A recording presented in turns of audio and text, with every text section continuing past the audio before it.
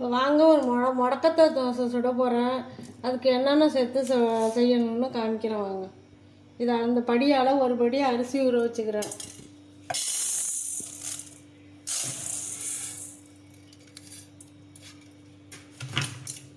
இதை ஊற வச்சுக்குவோம். அதுக்கு வெந்தயம் போடணும். இந்த ஸ்பூனை பார்த்துங்க, நல்லா பெரிய ஸ்பூனு. இதால் ஒரு 2 ஸ்பூன் அளவுக்கு வெந்தயம் போட்டுக்குவோம். இதால் 2 ஸ்பூன் போட்டிருக்கேன். எல்லாத்தையும் ஊற வச்சிரும். ஊற வச்சுட்டு நான் இலை போய் பறிச்சுட்டு வர போகிறேன். பறிச்சுட்டு வந்து உங்கள்கிட்ட காமிக்கிறேன் எவ்வளவு இலை, ஒரு படிக்கு எவ்வளோ இலை சேர்க்கணும்னு காமிக்கிறேன். இந்த முடக்கத்தான் தோசைக்கு இந்த இலை பறிச்சுட்டு வந்துட்டேன் நீ. இதை ஆஞ்சி எடுத்துக்குவோம். அரிசி ஊற வச்சுட்டேன். சரி, ஆஞ்சிட்டு அரைச்சிக்குவோம். சரி. நாங்கள் முடக்கத்தான் இலை வச்சுட்டு வந்தோன்னா அந்த இலையெல்லாம் இப்போ ஆஞ்சி எடுத்துருவோம்னா ஆஞ்சி எடுத்துட்டு எவ்வளோ ஆஞ்சி போடுறேன்னு காமிக்கிறேன். இந்த பாருங்க, இந்த இலையை இப்படி தான் ஆஞ்சிக்கணும். இப்படி ஆஞ்சி எடுத்துக்கணும்.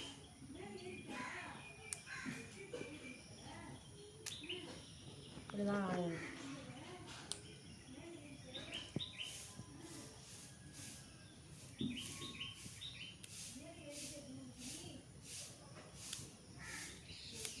ஒரு பொடியாக எடுத்து கையில் வச்சுக்கிட்டு இப்படி ஆஞ்சி எடுத்துக்கலாம்.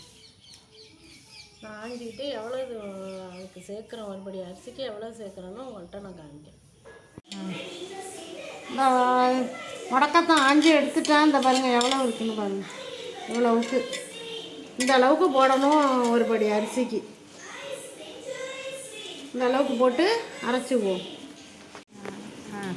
இந்த முடக்கத்தான் இலை, இந்த வெந்தயம், அரிசி எல்லாத்தையுமே அரைச்சிக்குவோம். ஃபஸ்ட்டு வெந்தயத்தை போட்டு கொஞ்சம் நேரம் ஓட வச்சுக்குவோம்.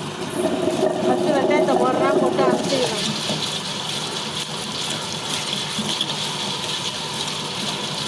இதுக்கு உளுந்தெல்லாம் தேவையில்லை, வெறும் வெந்தயம், முடக்கத்தான், அரிசி 3 தான்.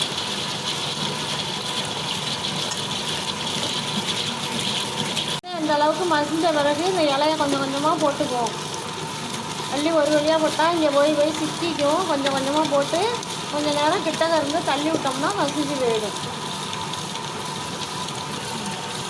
இப்படி கொஞ்சம் நேரம் அப்படியே தள்ளி விடுங்க. தள்ளி விட்டிங்கன்னா தான் மசியும், இல்லைன்னா இங்கே போய் அப்படியே நின்றுக்கும். தள்ளி விட்டு சத்த நேரம் அரைப்பட்டோன்னா நான் எப்போ அரிசி போட்டு அரைக்கணும்னு உங்கள்கிட்ட காமிக்கிறேன்.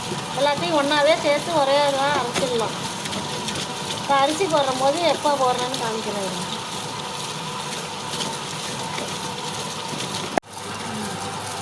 இந்த பாருங்க, மாவு இப்போ எந்த அளவுக்கு மசிஞ்சிருக்கு பாருங்க. வெந்தயமும் அந்த முடக்கத்தானது மட்டும்தான். இந்த மாதிரி மசிஞ்ச பிறகு அரிசியும் அதோடய சேர்த்து போட்டு அரைச்சிக்கலாம்.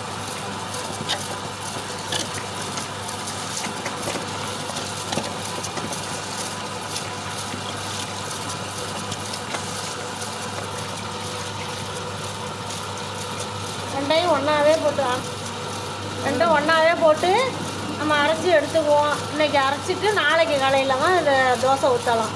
உடனே அரைச்சி உடனே எல்லாம் செய்ய முடியாது. கொஞ்சம் புளிச்சா தான் நல்லாயிருக்கும். இன்றைக்கி மதியானம் அரைச்சோம்னா நாளைக்கு காலையில் ஊற்றலாம்.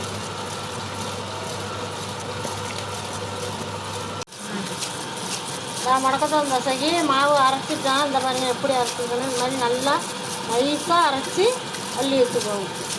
அள்ளி வச்சுட்டு உப்பு தேவையான அளவு உப்பை போட்டு கரைச்சி வச்சுருவோம். இப்போ மசிஞ்சிட்டு அள்ளிடலாம்.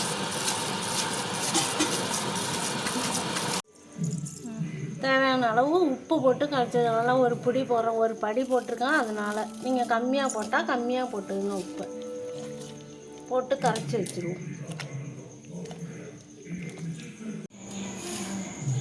வாங்க, முடக்கத்தான் தோசைக்கு ஒரு சட்னி அரைச்சிக்குவோம். வாங்க, என்ன சட்னி அரைக்கிறேன்னு பாருங்கள். ஒரு 10 பட்டை மிளகாய் எடுத்துக்கிட்டேன். 2 தக்காளி, இவ்வளவு வெங்காயம் உரித்து வச்சுருக்கேன். தேவையான அளவு உப்பு போட்டு இதை அரைச்சி வச்சுக்குவோம். இந்த முடக்கத்தான் தோசைக்கு இந்த சட்னி தான் நல்லாயிருக்கும், டேஸ்ட்டாக இருக்கும். நீங்களும் வேணால் அரைச்சி சாப்பிட்டு பார்த்துட்டு சொல்லுங்கள். இப்போ இது எல்லாத்தையும் சேர்த்து அரைச்சிக்குவோம். பச்சையாக தான், வதக்கெல்லாம் வேண்டியதில்லை, பச்சையாக வச்சு தான் அரைக்க போகிறேன். தேவையான அளவு உப்பு போட்டு அரைச்சிப்போம்.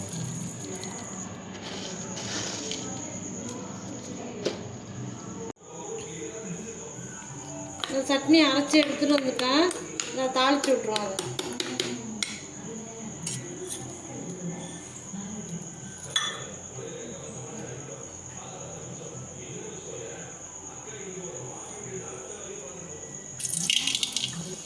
கொஞ்சோண்டு கடுகு,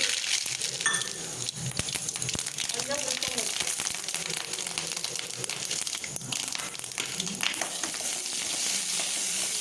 வெங்காயம் போட்டு நல்லா கொஞ்சம் வந்துடுறது தாளித்து வச்சுருக்கேன்.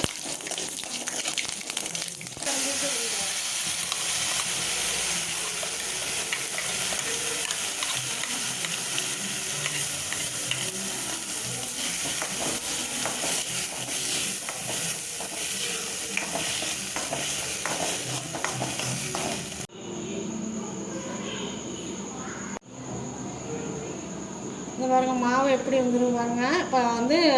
இப்போ தோசை ஊற்றிக்குவோம். மாவு நல்லா புளிச்சு வந்துட்டு இப்போ தோசையை ஊற்றிக்குவோம். இப்போ தோசை ஊற்றிக்குவோம்.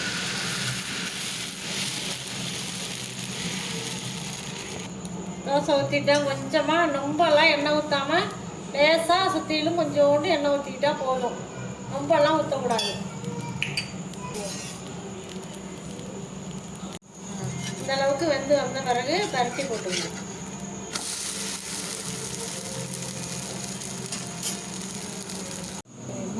என்ன செய்யணும்?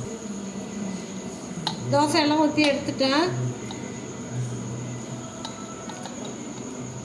இந்த தோசைக்கு இந்த சட்னிக்கு செம்ம சூப்பராக இருக்குது. நீங்களும் செஞ்சு பார்த்துட்டு எப்படி இருந்ததுன்னு கமெண்ட்டில் சொல்லுங்கள்.